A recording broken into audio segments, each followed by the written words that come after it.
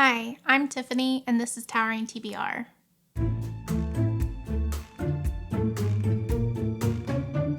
So, for November, I am going to be participating in a Book Olives readathon for Nonfiction November. I will link her video down where she explains it. But basically, it's a readathon to try and prioritize nonfiction reading. They say if you're normally a person who doesn't read any nonfiction, just try one. And if you're a person who regularly has nonfiction, try and do a lot. And I almost always have nonfiction in my months, and so I decided I have so many nonfiction books to get to that I'm going to tell you about them, and then I would love for your help in the comments to tell me which to prioritize because they all sound amazing. There are also 4 prompt words that are really malleable to fit the books that you want, or you don't have to do them at all. I am going to try to do them. I feel like every one of the books can fit into at least one of the categories, and so I will tell you about them, and yeah. But before we do that, I am going to talk about the 3 fiction books I plan to read in the month of November because I get excited about nonfiction and I might forget about what else I'm reading.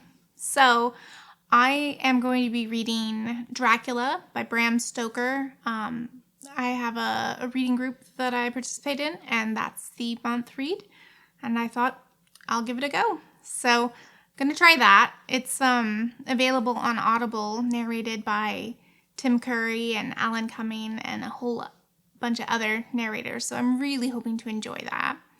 I also intend to get to Legends and Lattes by Travis Baldree. This has been blowing up big everywhere, so I'm sure you've heard of it, but if you haven't, it is a coffee shop that's in a fantasy world, and it's just kind of a slice of life. What's it like living in this kind of world? And I'm excited for it. A lot of these nonfictions are going to be downers, so it'll be nice to have something cozy in fiction. And the 3rd fiction book that I'm going to prioritize is The Traveling Cat Chronicles by Hiro Arakawa, I think. I'll put it up on the screen. This is fitting one of my Read Harder challenges, and so I want to get into that. Okay, fiction's over. I can talk about nonfiction. So one of the first options is The Bosnia List by Kenan Trebenchikov. I'm really sorry. I'm not able to pronounce that. This is a memoir of a boy who was growing up in Bosnia, and he's Muslim. And when that area broke out into war, they were targeting Muslims, and he and his family had to escape. And it's their story. And then part of the Bosnia List is he makes a list of everything he wants to do to try and learn more information about what was happening specifically to his family. And it just sounds really great. And this was a thing that happened during my childhood, and I know nothing about it. So I thought that this would be an interesting read. I have Nothing to Envy by Barbara Dimick. This is her interviewing a bunch of different people who've escaped from North Korea. Yeah, I think she was able to go to North Korea and was able to interview some people. And she just kind of puts the stories together of these people and what their experience was like. And North Korea has always fascinated me because it's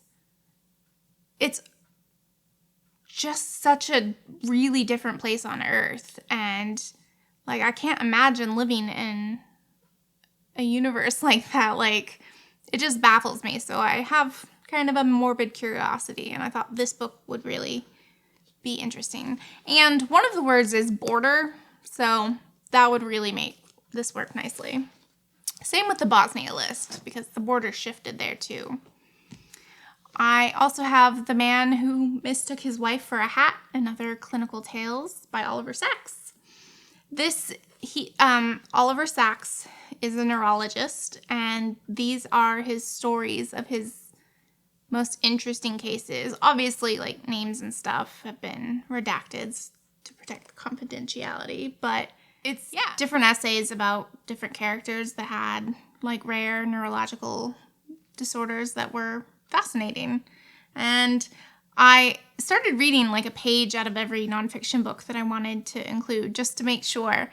And I had to stop myself at page 12 and be like, stop reading. Like, I know this is fascinating, but you gotta keep going or we'll never get through the stack. So this is an option. I also picked up a memoir, How We Fight for Our Lives by Saeed Jones. This is a memoir of a Black gay boy growing up, I think in the South. Let's see. Yeah, in the South. And I've just heard this is an amazing memoir, and I thought, I want to read this. Another memoir is From the Ashes by Jesse Thistle. This is an Indigenous man's story of growing up and being poor, and I want to read from more Indigenous authors, so I thought maybe I'd pick this up. I've heard it's really good, and I was able to get the audiobook for pretty inexpensively. I have The Collected Schizophrenias by Esme Wei-Jun Wang. And this is her, it's essays, but it's all personal essays about schizophrenia. And this author has schizophrenia and just what her life is like. And I know that there is a really potentially triggering essay in here about her choosing not to be a parent because of her debilitating mental illness. And I think that that's going to be hard to read, but I've just heard such great things about this collection and I want to get to it. I have the book Endurance by Alfred Lansing. This is about the story of Ernest Shackleton, who went down to Antarctica on a boat, and, like, they became ice moored, and they, like, stuck for a really long time, and this is, like, the true story of what happened, and for whatever reason, shipwrecks and survival stories just really appeal to me in terms of narrative nonfiction. So, and also I read a Reddit comment that said that this had a wild ending, so that makes me want to pick it up. I don't know. If you've read this, let me know. I have the book Triangle by David Vondrell, and this is the story of the shirtwaist factory fire, which killed so many people back in, like, 1911, and the labor laws that have come from this tragedy. They didn't have fire doors, and their doors were locked, and the people got trapped in the building. And yeah, I read about this event in a fictional book, and I immediately wanted to learn more. So this might be one I pick up. Also, one of the keywords is element, and fire is an element. So I was thinking that would work for that prompt. And the last of the physical books I have to show you is 438 Days by Jonathan Franklin. This is the true story of people who spent over a year out at sea. And yeah, that just sounds fascinating. Like I said earlier, boat crashes or shipwrecks, love those types of stories. I don't know why. All right.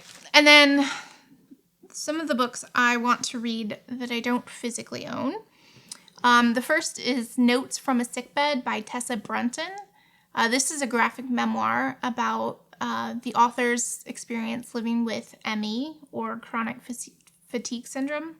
This is actually for teens, but I'm always interested in chronic illness rep, and so I have asked my library to get a hold of it. So if it comes in, I'm going to read that one.